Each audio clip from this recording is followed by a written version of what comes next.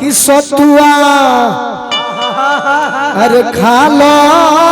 भाता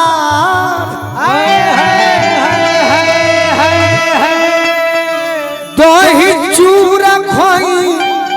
है यार। तो दुनिया के हर आदमी कलाकार भी जे हुई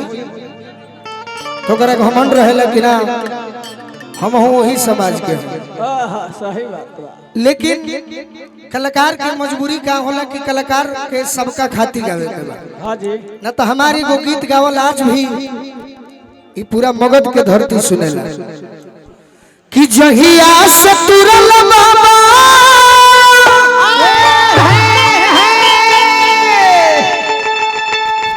आज जिंदगी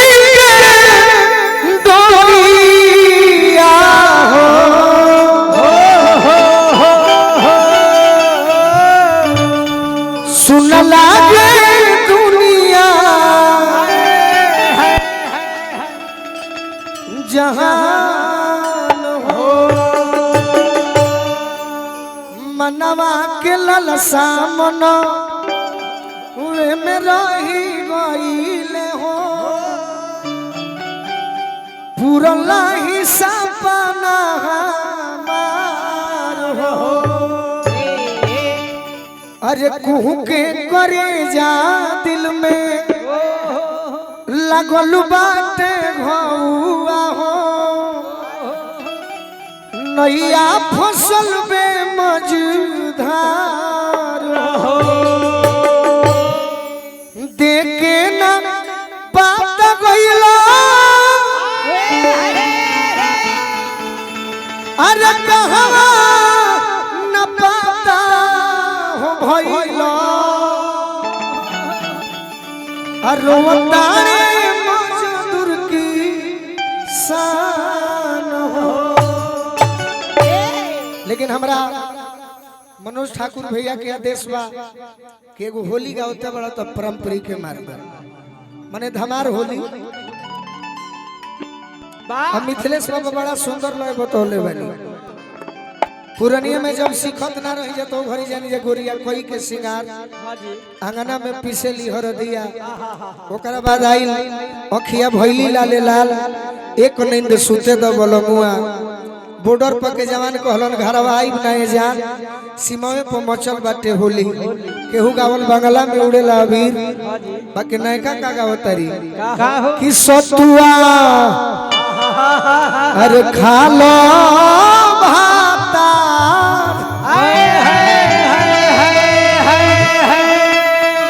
दही चूरा खोई है यार। लेकिन इस साल होली में को हमार गीत आइल हनाबा के स्टेजे खाती लइका बड़ा चिंता में बाए रितिका जी आ कहत का बा कि गोरकी अरे तुरल सुकरे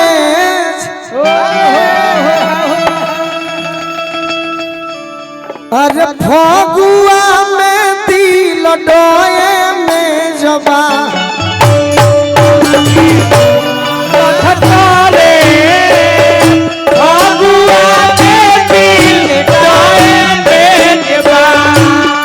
अरे गोरकी तुरल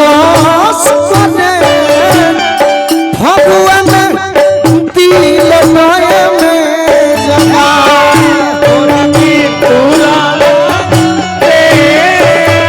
फगुआ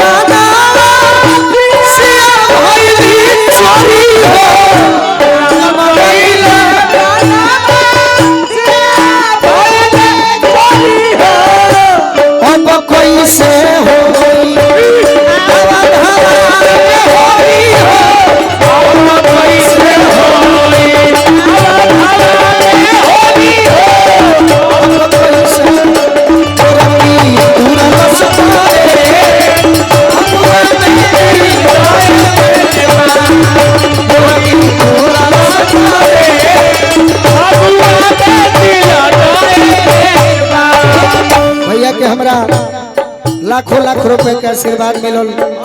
बार बार प्रणाम करो आशीर्वाद के प्रतीक्षा में लड़का बताओ तय रीतिका चिकन चकन एगो लड़की फसनी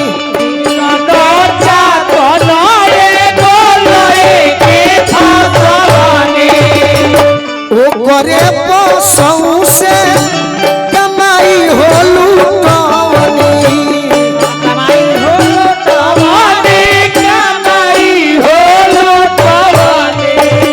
सोचनी सजावे कैसे हो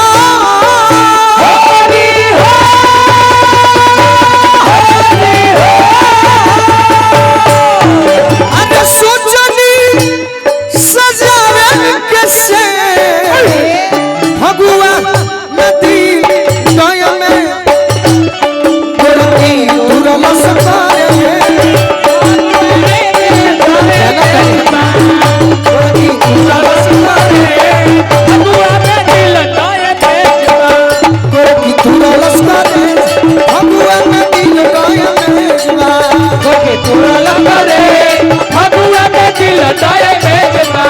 सब हमारा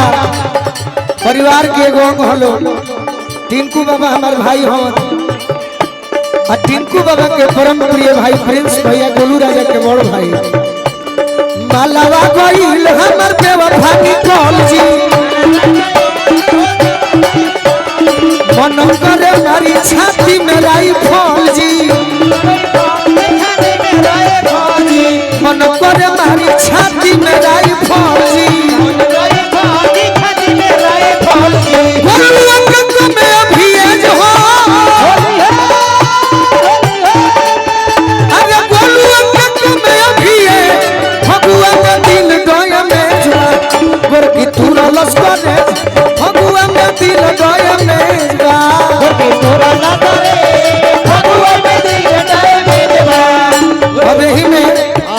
बैठते बैठते जाते जाते ना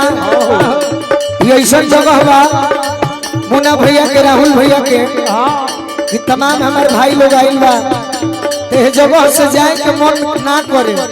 यही से कहतनी कि जाए ना बैठते बैठते कहतनी